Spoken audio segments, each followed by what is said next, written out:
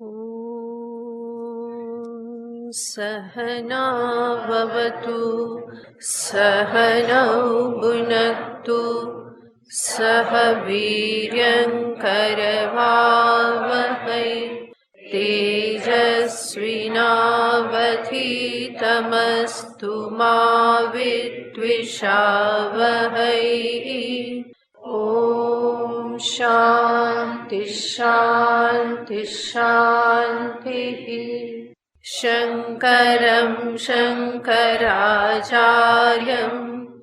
केशवं बादरायणं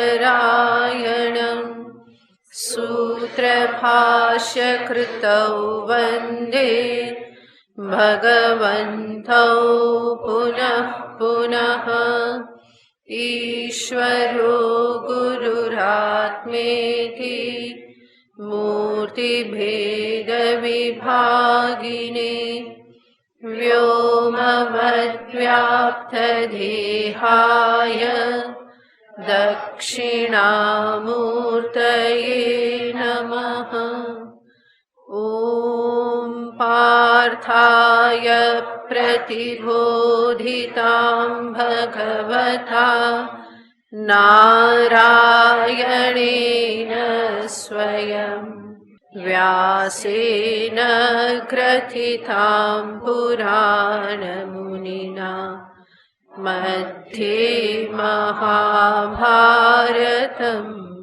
अद्वैतामृतवर्षिणीं भगवतीम् अष्टादशाध्यायिनीम् अम्ब त्वामनुसन्दधामि भगवद्गीते भवद्वेषिणी।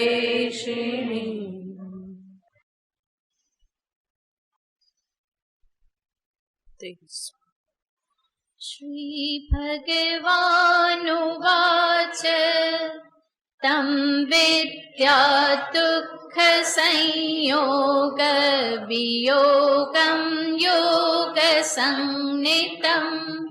स निश्चयेन योक्तव्यो योगो निर्विण्णचेतसा संकल्पप्रभवान् कामान् त्यक्त्वा सर्वान् शेषतः मनसैवेन्द्रियग्रामं विनियम्य समन्ततः शनैः शनैरुपरमेत् बुद्ध्या धृतिगृहीतया आत्मसंस्थं मनः कृत्वा न किञ्चिदपि चिन्तयेत् यतो यतो निश्चरति मनश्चञ्चलमस्थिरम् ततस्ततो नियम्यैतत् आत्मन्येव वशं नयेत्। ભગવાન શ્રી કૃષ્ણચંદ્રએ સાધકને ધ્યાનના સંદર્ભમાં ઘણી બધી સૂચનાઓ આપી. શુચૌ દેશે પ્રતિષ્ઠાપ્ય ત્યાંથી પ્રારંભ કરી યુક્તાહાર વિહારસ્ય સંકલ્પ પ્રભવાન કામાન શનૈઃ શનૈઃ ઉપરમેત યતો યતો નિશ્ચરતિ તતસ્તતો નિયમ્યૈતત. આ બધી ભગવાનની ધ્યાન માર્ગના સાધકને માટે સૂચનાઓ છે. હવે ભગવાન જે માર્ગ બતાવી રહ્યા છે, જેના માટે સૂચનાઓ આપી, એ જે માર્ગ, એ માર્ગ પર ચાલવાથી ફળ શું પ્રાપ્ત થાય એને ભગવાન આગળના શ્લોકમાં કહે છે. प्रशान्तमनसं हीनं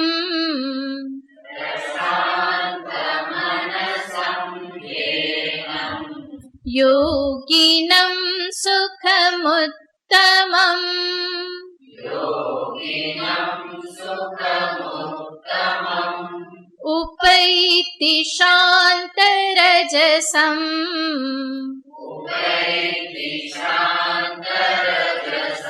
ब्रह्मभूतमकल्मषम्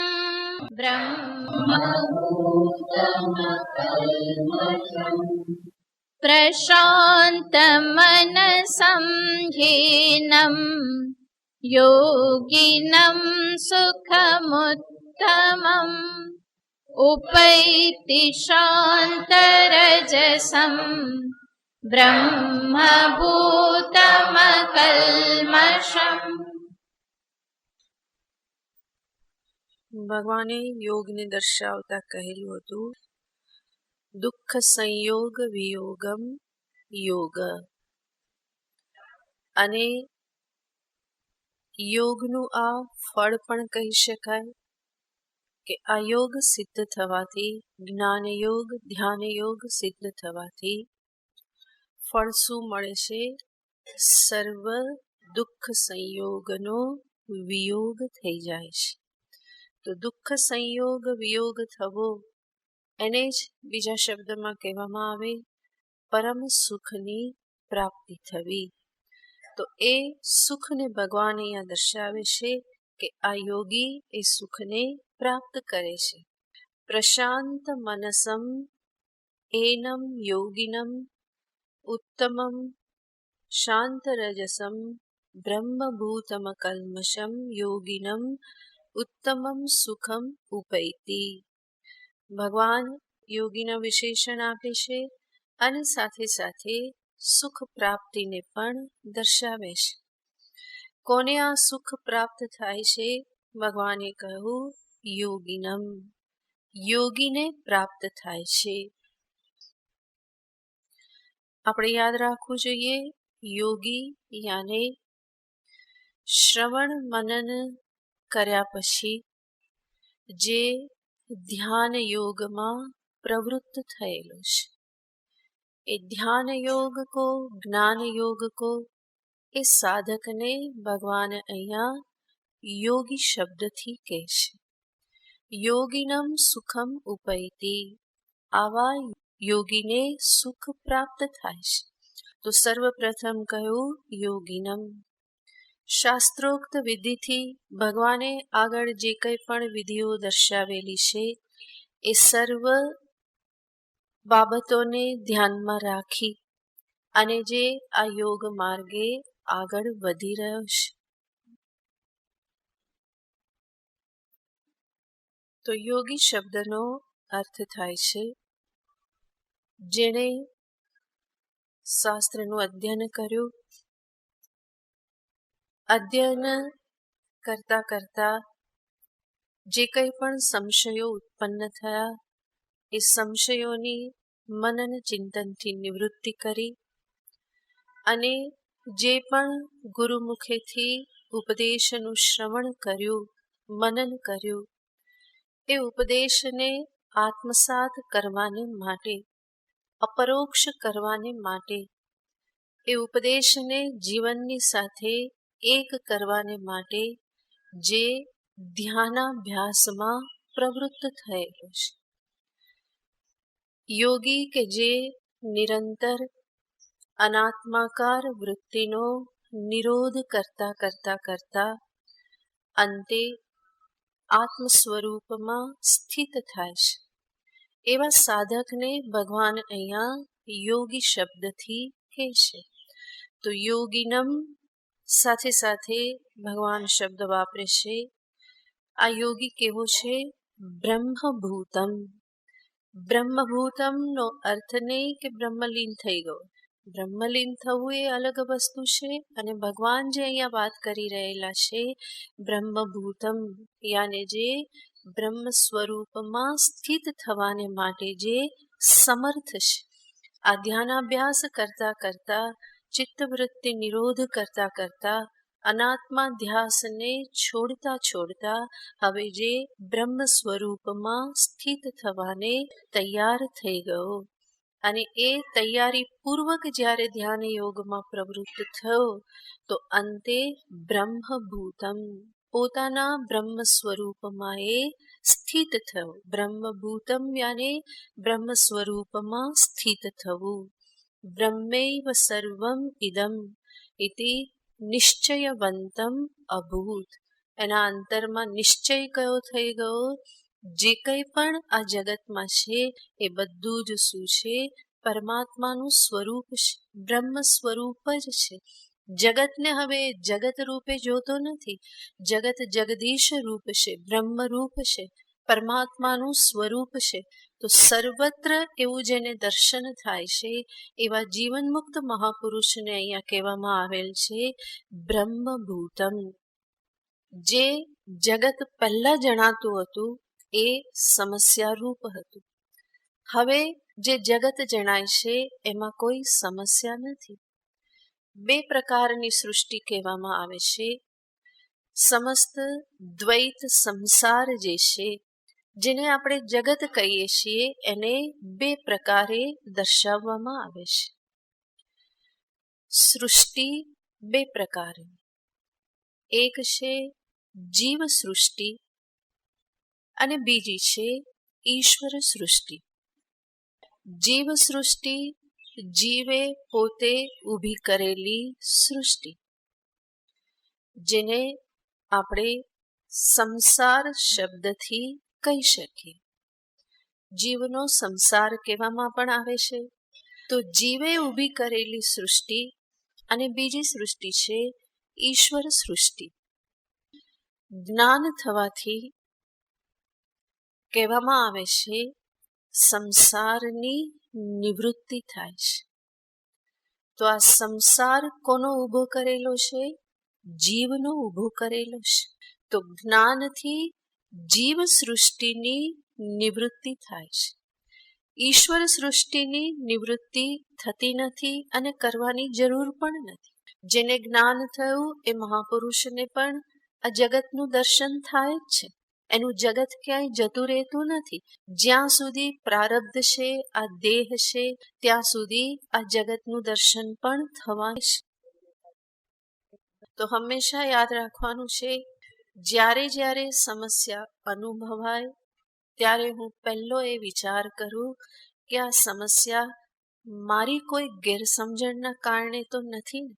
મારી ગેરસમજણના કારણે હોય તો એનો ઉપાય મારી પાસે જ છે કે હું મારી સમજણને સુધારું.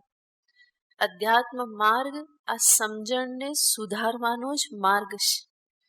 ખોટી કલ્પનાઓ, ખોટા ખ્યાલો આ બધાને છોડવાનો માર્ગ છે. જેવું છે એવું સત્યનું દર્શન કરવાનો માર્ગ છે. અને એટલા માટે જ અંતરની શુદ્ધિને બહુ જ મહત્વ આપવામાં આવે છે.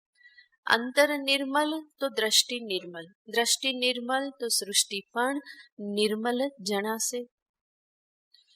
તો યોગિનમ બ્રહ્મભૂતમ, ભગવાન શબ્દ વાપરે છે શાંત રજસમ.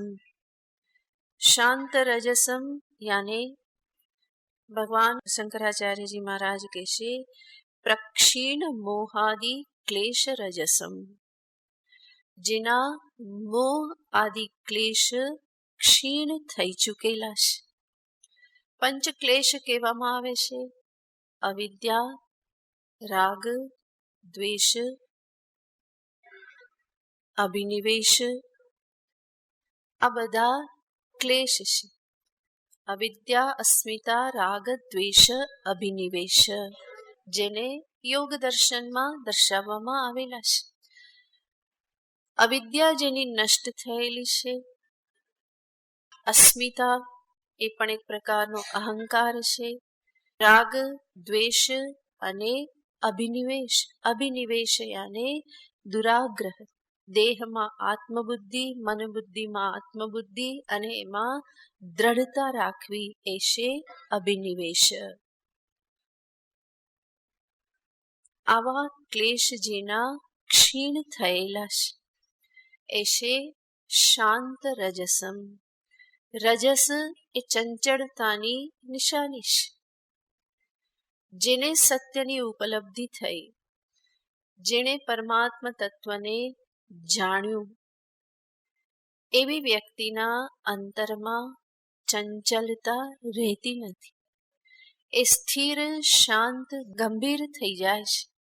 એનામાં ઉછાંછળાપણું રહેતું નથી, પરંતુ પ્રશાંત રજસમ, એ શાંત રજની નિવૃત્તિ એ પ્રાપ્ત કરે છે, ચાંચલ્યની નિવૃત્તિને પ્રાપ્ત કરે છે. તો પ્રશાંત રજસમ સાથે કહેશે અકલ્મષમ. કલ્મશ એ પણ અશુદ્ધિ છે, પાપરૂપી અશુદ્ધિ. એ અશુદ્ધિ જેની નિવૃત્ત થયેલી છે, જેના પાપ કર્મ ક્ષીણ થયેલા છે, અનેક પ્રકારના સાધન અનુષ્ઠાનથી જેણે અંતરની શુદ્ધિને પ્રાપ્ત કરેલી છે, અને સાથે સાથે અંતે આ જ્ઞાનને પ્રાપ્ત કરી અને જે કંઈ પણ બાકી બચેલી અશુદ્ધિ હતી એ પણ જેની નિવૃત્ત થયેલી છે, તો પરમ શુદ્ધિને પ્રાપ્ત થયેલ એને ભગવાન અહીંયા કહેશે અકલ્મષમ. આવા યોગીને ઉત્તમમ સુખમ ઉપૈતિ. ભગવાન કહેશે એને ઉત્તમ સુખની પ્રાપ્તિ થાય છે. સુખ બે પ્રકારના, વિષય સુખ, આત્મસુખ. વિષય સુખ હંમેશા આદિ અંતવાળું છે.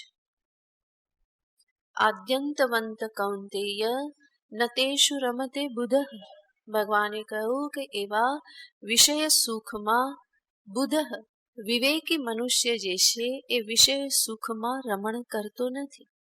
વિષય સુખ અનિત્ય છે, પરાધીન બનાવનારું છે, એમાં ક્યારેય પણ તૃપ્તિ નથી. જેટલો ભોગ કરો એટલી ભોગેચ્છા વધતી જાય છે, ભોગનું કૌશલ્ય વધતું જાય છે, એમાં ક્યારેય પણ પરમ સુખ મળતું નથી. વધારે ને વધારે ભૂખ જાગતી જાય છે. જ્યારે આત્મ સુખ કેવું છે, ભગવાન કહેશે એ ઉત્તમ સુખ છે, જે આગમાં પાઈ નથી, આવનારું જનારું નથી, જે પરાધીન બનાવનારું તો નથી જ, કારણ કે એ સ્વાધીન સુખ છે, પોતાના જ સ્વરૂપનું સુખ છે. માટે પરાધીનતાને ત્યાં કોઈ પ્રશ્ન જ રહેતો નથી. આત્મસુખ પરમ સ્વાતંત્ર્યનું સુખ છે. અને સ્વતંત્રતા કોને નથી ગમતી? બધા જ સ્વતંત્ર થવા ઈચ્છે છે, બંધનથી મુક્ત થવા ઈચ્છે છે, પરાધીનતાથી મુક્ત થવા ઈચ્છે છે. તો આત્મસુખ એ ઉત્તમ સુખ છે, કારણ કે એ સ્વાધીનતાનું, સ્વાતંત્ર્યનું સુખ છે. માટે ભગવાન એને ઉત્તમ સુખ કહે છે. અને આવું ઉત્તમ સુખ એ કેવું સુખ હોય છે? તો કહેશે જે સુખ અવસ્થામાં દેહ, ઇન્દ્રિય, મન, બુદ્ધિ આ બધું પણ પ્રસન્ન રહેશે. આ એવું સુખ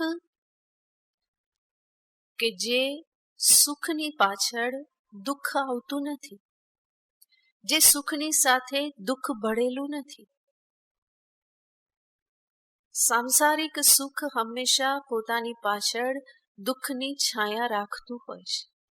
જ્યારે આત્મસુખ એ એવું નિર્મલ સુખ છે કે જેમાં કોઈ દુઃખનું મિશ્રણ નથી, એની પાછળ દુઃખ આવતું નથી. એટલા માટે એને ઉત્તમ સુખ કહેવામાં આવેલ છે. તો ભગવાને કહ્યું કે આવા ઉત્તમ સુખને આ યોગી પ્રાપ્ત કરે છે. આવું જે આ સુખ પ્રાપ્ત થાય છે એના જ અનુસંધાનમાં ભગવાન આગળનો શ્લોક કહે છે. યુંજન્નેવં સદાત્માનં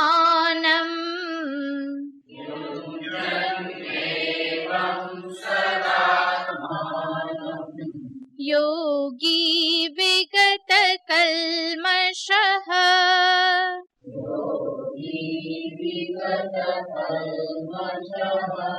સુખેન ब्रह्म संस्पर्शम्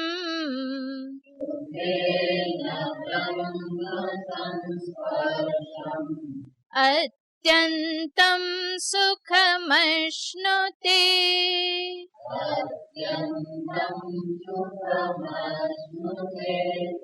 युञ्जन्नेवं सदात्मानं योगी विगतकल्मषः सुखेन ब्रह्म संस्पर्शम् अत्यन्तं सुखमश्नुते। योगी एवं सदा आत्मानं युञ्जन् विगतकल्मषः सन् सुखेन ब्रह्म संस्पर्शं सुखम અત્યંતમ અશ્નુતે. ભગવાન હજુ એ જ સુખની વાત કરે છે કે છે યોગી યત્નશીલવાન યોગી, જે સતત યત્ન કરે છે, જે સતત પોતાના જીવન લક્ષ્યની પ્રાપ્તિને માટે યત્નશીલ છે, એવી વ્યક્તિને કહેવાય યોગી. બીજો યોગી શબ્દનો અર્થ થાય છે યુક્ત. યુક્ત યાને જેનો પોતાના શરીર, ઇન્દ્રિય, મન, બુદ્ધિ આદિ પર જેનું નિયંત્રણ છે, શરીર આદિ જેના કહ્યામાં રહે છે, જેના નિયમનમાં રહે છે, એવી વ્યક્તિને કહેવાય યોગી. અને ભગવાન કહે છે યોગી એવં સદા આત્માનમ યુંજન. એવં આ પ્રમાણે. આ પ્રમાણે યાને કયા પ્રમાણે? ભગવાન જે બધું બતાવતા રહેલા છે. હમણાં જ આપણે જોયું શુચૌદેશી પ્રતિષ્ઠાપ્ય, ત્યાંથી પ્રારંભ કરી યુક્તાહાર વિહારસ્ય આ પણ દર્શાવ્યું. મનના સર્વ સંકલ્પોને છોડી અને ધ્યાન કરવાનું આ પણ ભગવાને કહ્યું. સાથે સાથે મનને ક્યાં સ્થિર કરવાનું? ધ્યાન જ્યારે સાચા અર્થમાં સમાધિ બની રહે તો ત્યારે મનની કેવા પ્રકારની સ્થિતિ હોય એ પણ ભગવાને દર્શાવ્યું. અને આવા આ યોગને, ધ્યાનની આ અવસ્થાને પ્રાપ્ત કરવાને માટે ભગવાને કહ્યું શનૈહી શનૈહી ઉપરમે. ધીમે ધીમે. આ કામ કોઈ જલ્દીબાજીથી થાય એવું નથી. મનને શાંત કરવું એ કોઈ નાનું સૂનું કામ નથી. જન્મોના જન્મ વ્યતીત થઈ જાય ત્યારે મન કંઈક પકડમાં આવે છે. એક જન્મમાં સાધના સમાપ્ત થતી નથી. જીવ કેટલા જન્મથી આ માર્ગે આવીને જ્યારે સાધના કરે તો ધીમે ધીમે ધીમે ધીમે એ ભેગું કરી આગળ વધે. જેમ કહેવાય ટીપે ટીપે સરોવર ભરાય, એવી જ રીતે મારો પ્રત્યેક પ્રયત્ન એ મને અધ્યાત્મ પથનું એક ટીપું પ્રાપ્ત કરાવે છે. એટલા માટે ધૈર્ય સાથે સાધનામાં લાગવું જોઈએ. મન જરૂર ચંચલ છે, અસ્થિર છે, જલ્દી પકડાતું નથી, છતાં પણ એ કાર્ય અસંભવ નથી. ઘણી વખત કઠિન કાર્યને આપણે અસંભવ માની લેતા હોઈએ છીએ, પણ વાસ્તવમાં એ અસંભવ નથી. ભગવાન એના ઉપાય બતાવવાના છે. ઘણા બધા ઉપાયો છે મનને સ્થિર કરવા માટેના, પણ ધીરજ રાખવી પડે. એટલા માટે ધીરજથી કામ લેવાનું અને ઉત્સાહ પણ રાખવાનો. ઉત્સાહ અને ધીરજ બે મારી સાથે હોય તો એક ને એક દિવસ મન જરૂર મારા નિયમન હેઠળ આવે. તો શનૈહી શનૈહી ઉપરમેત. ભગવાને કહ્યું યતો યતો નિશ્ચરતી તતસ્તતો નિયમ્યૈતદ આત્મન્યેવ વશમ નયેત. મન જતું રહેશે, ફરી પાછું એને લાવ, ફરી જતું રહેશે, ફરી પાછું લાવ, ફરી જતું રહેશે, ફરી પાછું લાવ. વિચાર કરો કે ક્યાં ભાગે છે, જઈ જઈને ક્યાં જાય છે, ત્યાંથી એ શું મેળવવા માંગે છે, એને શું જોઈએ છે. મનને સમજાવો, મનની સાથે વાર્તાલાપ કરો. ઘણા બધા ઉપાયો છે, ભગવાન પણ આગળ દર્શાવવાના છે. તો એવી રીતે જેણે પોતાના મનને સાધ્યું, પોતાના શરીર ઇન્દ્રિયોને જેણે સાધ્યા, કેળવ્યા, એવી વ્યક્તિ અંતે પોતાના મનને પરમાત્મામાં, આત્મામાં લીન કરી શકે છે, બ્રહ્મભૂત એ થઈ શકે છે.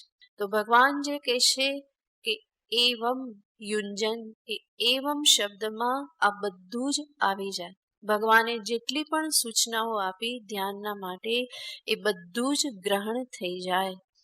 તો એવમ યુંજન યાને યોગી એવમ યુંજન, આમાં લાગી રહીને. કેટલી વખત કરે? ભગવાન કહેશે સદા, હંમેશા લાગી રહે. તો તમે અનેક વખત સાંભળ્યું છે, અધ્યાત્મ સાધના એ કોઈ પાર્ટ ટાઈમ જોબ નથી, પણ અધ્યાત્મ સાધના એ ફૂલ ટાઈમ જોબ છે. સવારે અડધો કલાક કરી લીધું, સાંજે અડધો કલાક કરી લીધું, એટલા માત્રથી કામ નહીં ચાલે. આ શરૂઆત ભલે એવી રીતે કરો, 5 મિનિટથી કરો, એની પણ ના નહીં, પરંતુ જે પણ શરૂઆત કરી એ ધીમે ધીમે વધતી જવી જોઈએ. ધીમે ધીમે મારો સમય હું વધારતો જાઉં. ભગવાન તો કહેશે ક્યારે કરવાનું? તો કે હંમેશા કરવાનું. સદા આત્માનમ એવમ યુંજન.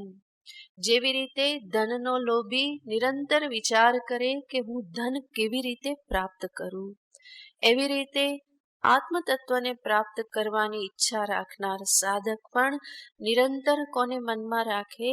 એ જ આત્મતત્વને મનમાં રાખે. તો સદા એવમ યુંજન, સતત લાગી રહેવાનું. હરિસે લાગા રહું રે ભાઈ, તેરી બનત બનત બની જાય. ભરોસો રાખો અને પ્રયત્ન કરો. કેવળ ભરોસાથી નહીં ચાલે, કેવળ મારા પ્રયત્નથી પણ નથી ચાલતું. કોઈ મહાન શક્તિનો સહારો મને જરૂર પડે જ છે. માટે પ્રયત્ન પણ કરો, ભરોસો રાખો, પ્રાર્થના કરો. કોઈ પણ રીતે મનને ઢીલું ના પડવા દેવું, મનને હંમેશા આમાં લગાવી રાખવું. માટે ભગવાન કહેશે એવમ સદા આત્માનમ યુંજન. કરતા રહેવાથી ધીમે ધીમે સફળતા પ્રાપ્ત થાય. નિરાશ થઈ જવાથી, છોડી દેવાથી, યા તો અમારા હાથની વાત નથી, મારું સામર્થ્ય નથી, એવું બધું નિરાશા ભરેલો વિચાર કરવાથી ક્યારેય પણ આગળ વધાતું નથી.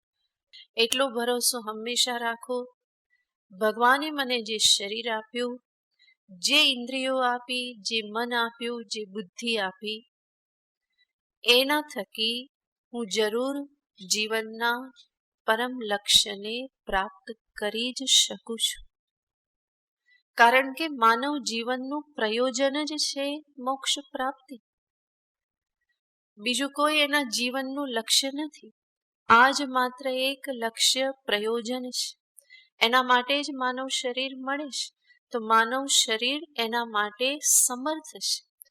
માત્ર મારે એને કેળવવાનું રહેશે. ઇન્દ્રિય મન બુદ્ધિને મારે કેળવવાના છે. સાધન મારી પાસે છે, એ સાધનને મારે સાધવાના છે. જેવી રીતે કોઈ પાસે ઘોડો હોય એટલા માત્રથી કામ નહીં ચાલે, એને ઘોડાને કેળવવો પડે, એને સાધવો પડે, તો એ એના પર સવાર થઈ અને ગતિ કરી શકે. એવી જ રીતે આ બધા સાધન છે, એ સાધનને મારે સાધવા પડે, અને એ સાધનને સાધવાની પ્રક્રિયાને જ કહેવામાં આવે છે સાધના. અને એને ભગવાન કહેશે સદા. આ સાધના, આત્માનુસંધાન હંમેશા કરતા રહો. ક્રિયાયુક્તસ્ય સિદ્ધિ સ્યાત અક્રિયસ્ય કથમ ભવે. જે કરી રહ્યો છે એને કંઈક સિદ્ધિ પ્રાપ્ત થાય, સફળતા પ્રાપ્ત થાય. જે કંઈ કરતો જ નથી એને સફળતા શું પ્રાપ્ત થાય? જે કરી રહ્યો છે એને નિષ્ફળતા પણ પ્રાપ્ત થાય. પણ કરવાનું ચાલુ રાખશે, ભૂલો સુધારતો રહેશે તો નિષ્ફળતા ક્યારેક ને ક્યારેક સફળતામાં પરિણમિત થઈ જશે. માટે ભગવાન કહેશે કે સદા આત્માનમ યુંજન, હંમેશા આત્મચિંતન ધ્યાન કરવું સંભવ ન બને તો એવા સાધકે એ ધ્યાનને, આત્મ સ્વરૂપને અનુરૂપ એવી ક્રિયા કે કર્મમાં લાગી રહેવું જોઈએ. બધા કંઈ હંમેશા આત્મધ્યાન કરી ના શકે. ગ્રસ્ત છે, ઘણી બધી જવાબદારીઓ હોય, ઘણા બધા કર્તવ્ય કર્મો નિભાવવાના હોય, છતાં પણ એવી કળાઓ શીખી લેવી પડે કે જેથી કરીને હું જે કંઈ પણ કરું એ મારી સાધના બની જાય. કર્તવ્ય કર્મનું પાલન એવી રીતે કરો, એવી ભાવનાથી, એવી સદભાવનાથી કરો કે કર્તવ્ય કર્મનું પાલન ફરી તમારી પાસે એક ટીપું લઈ આવે. કર્તવ્ય કર્મને કર્મયોગ ભાવનાથી કરો. તમારા અંતરને એ વધારે ને વધારે રાગ દ્વેષથી શુદ્ધ કરશે, એ ક્ષીણ થશે. કર્તવ્ય કર્મને નિમિત્ત ભાવથી કરો, એ તમારા અહંકારને ક્ષીણ કરશે. નિમિત્ત માત્ર ભવ સવ્ય સાચીન, કર્મના અહંકારથી તમને બચાવશે. કર્તવ્ય કર્મ નિભાવવાના પરિણામે જે ફળ મળ્યું એ ફળમાં પ્રસાદ બુદ્ધિ રાખો, વહેંચીને ભોગવવાની વૃત્તિ રાખો તો ભોક્તૃત્વ દ્રઢ નહીં થાય. કર્તૃત્વ ભોક્તૃત્વનું શિથિલીકરણ, રાગ દ્વેષનું શિથિલીકરણ આ કર્તવ્ય કર્મને યોગ્ય રીતે પાલન કરવાથી પ્રાપ્ત કરી શકાય છે. માટે ક્યારેય કોઈ ખોટા બાના કાઢવાની, છટકબારી ક્યારેય પણ મનને શોધવા ના દેવી કે હું તો આમ છું માટે આવું કેવી રીતે થાય. બધું જ થઈ શકે. અધ્યાત્મ પથનો માર્ગ બધાને માટે એક સરખો જ છે. કોઈને ત્યાં કોઈ લાંચ આપી શકાતી નથી, કોઈને પટાવી શકાતું નથી, કંઈ જ નહીં. બધાએ એક સમાન માર્ગે પ્રયત્ન કરી અને ચાલવું પડતું હોય છે. માટે કોઈ છટકબારી શોધ્યા વગર પોતે જે પણ સ્થિતિમાં છો, જે પણ તમને પ્રાપ્ત થયેલું છે, જે કર્તવ્ય કર્મો પ્રાપ્ત થયેલા છે, જે જવાબદારીઓ પ્રાપ્ત થયેલી છે એને નિભાવતા નિભાવતા જ મારે મારા ચરમ લક્ષ્ય સુધી પહોંચવાનું છે. માટે સાધકે હંમેશા આ કળાને શીખી લેવી જોઈએ.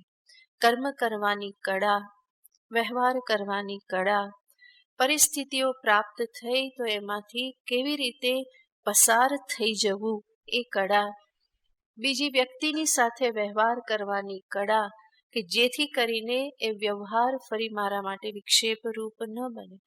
તો હંમેશા આ કળાઓ શીખતા રહેવું પડતું હોય છે. જેટલી કળા હું શીખું એટલા જ મારા જીવનમાં અધ્યાત્મ પથમાં મને સરળતા પ્રાપ્ત થાય. તો સદા લાગી રહેવાનું છે. સદા ધ્યાન ન થઈ શકે તો કંઈ વાંધો નહીં. સંતોનો સંગ કરો, સત્સંગ કરો, શાસ્ત્રનું અધ્યયન કરો, ભગવાનનું સગુણ ધ્યાન કરો, જપ કરો, નામ જપ કરો, સેવા કરો, જે પણ છે આ બધું જ કરો. એ બધાને ક્યાં લગાવો? સાધનાના સ્વરૂપે લગાવો. પોતાના ચરમ લક્ષ્યની સાથે એનો સંબંધ બનાવો. ચરમ લક્ષ્યને પ્રાપ્ત કરવાને માટે રાગ દ્વેષની ક્ષીણતા, ચિત્તની એકાગ્રતા, જપ કરો, એનાથી એકાગ્રતા પ્રાપ્ત થાય. પોતાની ભાવનાઓને ભગવાનની સાથે જોડો, ભાવનાઓનું શુદ્ધિકરણ થશે. જેટલી ભાવના શુદ્ધ થશે, ઉદાત્ત થશે, એટલું જ મન નિર્મલ રહેશે. મન જેટલું નિર્મલ હશે, બુદ્ધિ જેટલી નિર્મલ હશે, એટલું જ ધ્યાનમાં પ્રવેશ કરવું સરળ થઈ જાય છે. તો આ બધી બાબતોને એવી રીતે કરો કે જેથી કરીને બધું જ તમારા લક્ષ્યની સાથે એ જોડાતું જાય. અને એ રીતે કરવાથી હું સદા કોની સાથે લાગી રહું છું? મારા લક્ષ્યની સાથે. આત્મ સ્વરૂપને પ્રાપ્ત કરવાની સાધના મારું પૂરું જીવન જ શું બની રહે? સાધના બની રહે. તો સદા આત્માનમ યુંજન વિગત કલ્મશઃ. ભગવાન ફરી ફરીને આ શબ્દો લાવે છે. અકલ્મશમ, વિગત કલ્મશઃ. કલ્મશ યાને અશુદ્ધિ. વિગત કલ્મશ જેનામાંથી અશુદ્ધિ નીકળી ગયેલી છે, જતી રહેલી છે. વગર શુદ્ધિએ ક્યારેય જ્ઞાન પ્રાપ્ત થઈ શકતું નથી. અધ્યાત્મ પથનો માર્ગ જ શુદ્ધિનો માર્ગ છે. બહારની શુદ્ધિ, અંતરની શુદ્ધિ અને મુખ્યતયા અંતરની શુદ્ધિ, આ શુદ્ધિકરણનો જ માર્ગ છે. પોતાના જીવનને શુદ્ધ કરવાનું છે. પૂર્વ કરેલા જે કંઈ પણ અધર્મ, પાપ કર્મ, જે અશુદ્ધિ છે, એટલું જ નહીં, સ્વાર્થી ભાવનાઓ, આ બધું અશુદ્ધિ છે. એને સેવા કર્મથી નિવૃત્ત કરો. કર્મની શુદ્ધિ, વ્યવહારની શુદ્ધિ, ભોગ શુદ્ધિ, વાણીની શુદ્ધિ, આ બધી જ શુદ્ધિઓ જીવનમાં બહુ જ મહત્વનું સ્થાન રાખે છે. એને ધ્યાનમાં રાખીને જ્યારે હું જીવન જીવું તો જીવન ધીમે ધીમે શુદ્ધ થતું જાય. જૈન મતમાં સરસ શબ્દ છે કર્મ નિર્જરા. કર્મ નિર્જરા કરવાની છે. કર્મને શુદ્ધ કરવાના છે. જે કંઈ પણ કર્યું એ બધું જે થયું, પાપ થયું, જે કંઈ પણ થયું એમાંથી બહાર નીકળવાનું છે, ઉપર ઉઠવાનું છે. તો કર્મ એ શુદ્ધિનું સાધન છે, બહુ મોટું સાધન છે. ભગવાન કૃષ્ણ એટલા માટે જ આખો કર્મયોગ અધ્યાય છે, જેમાં શીખવાડે છે કે કર્મ કેવી રીતે કરીએ તો કર્મ શુદ્ધિનું સાધન બની જાય. તો વિગત કલ્મશ જ્યારે કહેશે તો આ સર્વ રાગ દ્વેષાદી મલથી જે મુક્ત થયો છે, પાપરૂપી અશુદ્ધિથી જે મુક્ત થયેલો છે, અને સાથે સાથે ચાંચલ્ય અસ્થિરતા રૂપી અશુદ્ધિથી પણ જે મુક્ત થયેલો છે. તો એવા વ્યક્તિને ભગવાન અહીંયા કહેશે વિગત કલ્મશઃ. આવી વ્યક્તિ આગળ ભગવાન કહેશે સુખમ અશ્નુતે, એ સુખને પ્રાપ્ત કરે છે. કયા સુખને પ્રાપ્ત કરે છે? બ્રહ્મ સંસ્પર્શમ સુખમ, અત્યંતમ સુખમ. અત્યંત સુખને પ્રાપ્ત કરે છે. અત્યંત સુખ યાને જે આવવા જવા વાળું સુખ નથી, એટલું અધિક સુખ છે જેનાથી અધિક વધારે કંઈ છે નહીં. યલ્લાભાત ન પરો લાભ, આત્મલાભાત ન પરો લાભ. જે લાભ પ્રાપ્ત થયા પછી બીજો કોઈ લાભ પ્રાપ્ત કરવાનો શેષ રહેતો નથી. સર્વ કંઈ પ્રાપ્ત થઈ જાય છે, પરમ તૃપ્તિ પ્રાપ્ત થાય છે. તો એવા સુખને ભગવાન અહીંયા કહેશે અત્યંતમ સુખમ અશ્નુતે, એ અત્યંત સુખને પ્રાપ્ત કરે છે. સાથે આ સુખ કેવું છે? બ્રહ્મ સંસ્પર્શમ, યાને બ્રહ્મ સ્વરૂપ આત્મા બ્રહ્મ, એ બ્રહ્મ સ્વરૂપના સંસ્પર્શથી, બ્રહ્મ સ્પર્શથી ઉત્પન્ન થયેલું. બીજું સુખ કયું છે? વિષય સંસ્પર્શ. વિષયના સંસ્પર્શ સંયોગથી ઉત્પન્ન થતું સુખ, એ વિષય સંસ્પર્શ જ સુખ. અને બ્રહ્મ સંસ્પર્શ યાને બ્રહ્મના સ્પર્શથી, યાને બ્રહ્મ સ્વરૂપના જ્ઞાનથી, બ્રહ્મ સ્વરૂપમાં અવસ્થિત થઈ જવાથી પ્રાપ્ત થતું સુખ, એ છે બ્રહ્મ સંસ્પર્શજમ સુખમ. આ સુખ કેવી રીતે પ્રાપ્ત કરે છે? ભગવાન એક જ શબ્દ વાપરે છે, સુખેન, સુખપૂર્વક. કેટલી બધી બાબતો તો બતાવી દીધી, બિચારો સાધક ઊંધો વળી જાય, હે ને? કેટલું બધું ધ્યાન રાખવાનું, કેટલી બધી સાધનાઓ, અને હવે ફળનું નિરૂપણ કરે છે તો કૃષ્ણ કહેશે કે આ બ્રહ્મ સુખ એ કેવી રીતે પ્રાપ્ત કરી લેશે? સુખપૂર્વક, બહુ સરળતાથી. સુખેન લભતે, બહુ સરળતાથી એને પ્રાપ્ત કરશે. વાત તો સાચી જ છે. આત્મસુખ જેવું સરળ બીજું કોઈ સુખ નથી. કારણ કે આત્મસુખમાં કોઈ બાહ્ય પ્રયત્ન નથી, બીજા ઉપર કોઈ પરાધીનતા નથી. શાંત થાવ કે સુખ તમારું જ છે.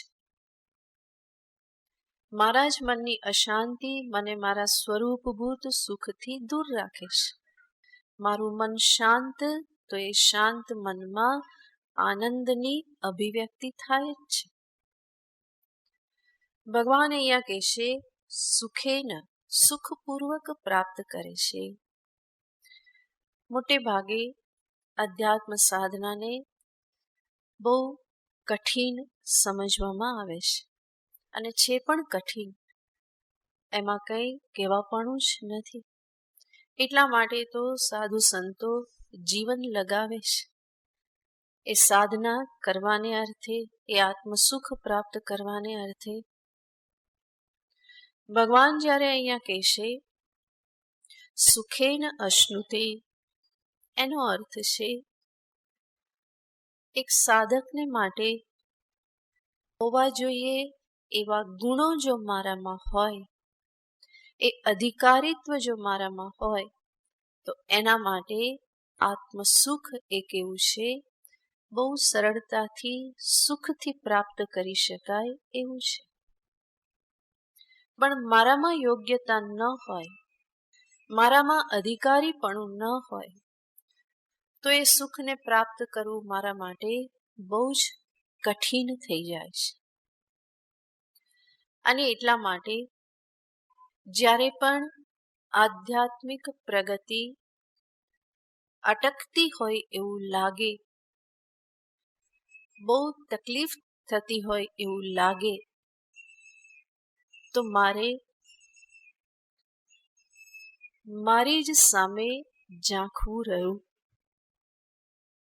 શું ગરબડ છે કે જેના પરિણામે આટલા બધા વિઘ્નો આવે છે? શું ગરબડ છે કે બધું કરવા છતાં પણ મને મારી પ્રગતિ અનુભવાતી નથી? આ માર્ગ મારા માટે કઠિન કેમ થઈ ગયો? જરૂર કઠિન છે, એની ના નહીં, પરંતુ નિષ્ઠાપૂર્વક જ્યારે એના પર ચાલવામાં આવે તો આગળનો રસ્તો ખુલતો જતો હોય છે. અને મારે એક ડગલું બસ થાય, આગળનો રસ્તો ખુલતો જાય છે. એક ડગલું તો આગળ હું વધી શકું. તો કેમ નથી વધી શકાતું? શા માટે મને અસંતોષ રહે છે?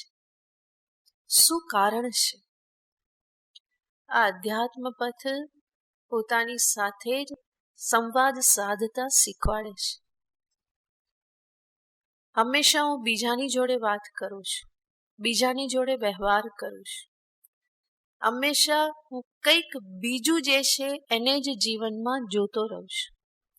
એ જ મારા કેન્દ્ર સ્થાનમાં હોય છે. પરંતુ અધ્યાત્મ પથમાં મને પોતાને કેન્દ્ર સ્થાનમાં રાખવામાં આવે છે. તારી સમસ્યાનું કારણ કોઈ બીજું નથી, પણ તું પોતે જ છે. તારે જ સમજવાનું છે કે ક્યાં ગરબડ છે. ચપ્પલ જ્યારે પહેરવામાં આવે, પગ અંદર નાખવામાં આવે તો ખબર પડે કે ક્યાં ખૂંચે છે. પગ અંદર જવો જોઈએ. અધ્યાત્મ પથમાં પણ મારે મારા અંતરમાં પ્રવેશ કરવો પડતો હોય છે. મારે જ મારી સમસ્યાને શોધવી પડતી હોય છે. અને સમસ્યાનું સમાધાન મને જે બતાવવામાં આવે ગુરુજન તરફથી, એ સમાધાનને ફરી જીવનમાં મારે જ અપનાવવાનું હોય છે. એટલા માટે કહેવામાં આવે, તું તારો દીવો થાને. પોતે પોતાના દીવા બનવાનું છે. જો હું મને પોતાને સહાય કરવાને માટે તૈયાર ન હોઉં તો જગતમાં કોઈ મને સહાય ન કરી શકે.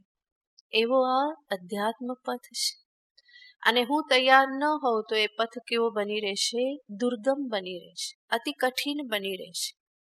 પણ ભગવાન જે રીતની તૈયારી દર્શાવે છે, એ તૈયારી જો હું કરતો જાઉં અને ધીમે ધીમે જેમ કહ્યું એમ એ કળા હું શીખતો જાઉં તો મારા સાધન પથમાં વિઘ્નો બધા ઓછા થતા જાય. વિઘ્ન આવે છતાં પણ એમાંથી પાર ઉતરવાની કળા મને આવડી જાય. મારા મનની સાથે સંવાદ સાધતા આવડી જાય. ઇન્દ્રિયો સાથે, બુદ્ધિની સાથે સંવાદ સાધતા આવડી જાય તો સાધના ઘણી સરળ થઈ જાય. અનેક વખત સાધના પથમાં ચાલતા ચાલતા ગાડી પાટા પરથી ઉતરી જાય, પણ ત્યારે ફરી મહેનત કરી અને પાટે ચડાવવી પડે. અનેક વખત સ્પીડ બ્રેકર આવતા જાય, ધીમું પડી જાય, પણ ફરી કૂદકો મારવો પડે. થોડું જોર કરી અને એને પાર કરી દઈએ તો ફરી રસ્તો કેવો છે? સીધો છે. ફરી કંઈક આવે, ફરી જોર કરવું પડે, ફરી પાર કરી દો તો સીધો જ છે. આગળ મોટો પહાડ દેખાય છે, પણ એને પાર કરીને ગયા તો બીજી બાજુ બહુ સુંદર સૂર્યપ્રકાશ જ છે. પ્રકાશ જ પ્રકાશ છે. તો મહેનત કરવાની તૈયારી હોવી જોઈએ. જે માર્ગ બતાવવામાં આવે છે ગુરુજનો દ્વારા, એ માર્ગે નિષ્ઠાપૂર્વક ચાલવાની તૈયારી હોવી જોઈએ. અને સાથે સાથે મારા માર્ગને સુખપૂર્વક બનાવવા માટે, સરળ બનાવવા માટે મારા તરફથી નિરંતર આંતર નિરીક્ષણ થવું જોઈએ. હું ક્યાં ઊભો છું? આનાથી આગળનું ડગલું શું છે? કેવી રીતે આગળનું ડગલું ભરવું? ત્યાં પહોંચવામાં વિઘ્ન શું છે? કેમ અટકી જવાયેલું છે? તો ઘણા બધા કારણો હોઈ શકે કે જેના પરિણામે મારી યાત્રા સુખપૂર્વક થવાને બદલે એ કઠિન બની રહેશે. આમ તો કહેવામાં આવે છે કે અધ્યાત્મ યાત્રા, મંગલમય પ્રભુને પામવાની યાત્રા, એ યાત્રા સ્વયં પણ એક આનંદ જ છે, જો કરતા આવડે તો. ન કરતા આવડે તો અનેક પ્રકારના વિઘ્નથી ફરી ફરીને હું હેરાન જ થતો રહું. આપણે વિચારવું રહ્યું કે મારી સાધના સુખમય, મંગલમય મને કેમ નથી લાગતી? શું કારણ હોઈ શકે? અમે જ્યારે અમારા ગુરુજી પાસે અભ્યાસ કરતા હતા, રહેતા હતા, ત્યારે અમારા ગુરુજી અમને હોમવર્ક આપ્યું હતું. તમે પોતે વિચારો શું કારણ હોઈ શકે કે જેથી કરીને મારી આ યાત્રા ભગવાન જે કહે છે સુખે ન અશ્નુતે, એની જગ્યાએ દુઃખે ન અશ્નુતે કેમ થઈ જાય છે? શું કારણ છે? તો અમને હોમવર્ક આપ્યું હતું અને હોમવર્કનું પરિણામ છે જે હું તમને લખાવું. કયા કયા કારણો હોઈ શકે કે આપણી યાત્રા સુખભરી કેમ નથી થતી? કેમ કષ્ટ આવ્યા કરે?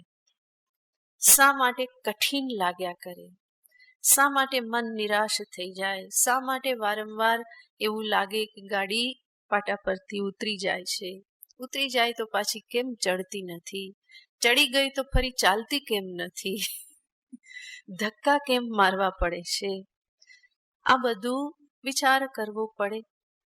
તો કયા કયા કારણો હોઈ શકે અમને બધાને કહું હતું કે તમે જાતે વિચાર કરીને કહો કે કયા કયા કારણો હોઈ શકે. તમને પણ આ હોમવર્ક છે. બધું તૈયાર મળે એવી આશા નહીં રાખવાની, બરાબર? તમારે પણ હોમવર્ક તો કરવું પડે ને. મેં જે કર્યું હતું એ હું તમને કહીશ, પણ તમારે જાતે પણ તમારા માર્ગમાં તમને શું કારણ લાગે છે એ તમારે જાતે પણ શોધવું રહ્યું. અત્યારે ટાઈમ થઈ ગયો છે એટલા માટે આવતા સત્સંગમાં બધી વાત કરીશું. તમે પણ વિચાર કરીને આવજો કે ભાઈ મને ક્યાં ખૂચે છે, કઈ ખીલ્લી ઠોકવા જેવી છે, હે ને, કઈ ખીલ્લી ઉખાડીને કાઢી નાખવા જેવી છે. આ જાતે શોધવાનું, બરાબર? આવતા વખતે વાત કરીશું. ઓમ પૂર્ણમદ પૂર્ણમિદં પૂર્ણાત પૂર્ણમુદચ્યતે પૂર્ણસ્ય પૂર્ણમાદાય પૂર્ણમેવાવશિષ્યતે. ઓમ શાંતિ શાંતિ શાંતિ. હરિ ઓમ શ્રી ગુરુભ્યો નમઃ. હરિ ઓમ.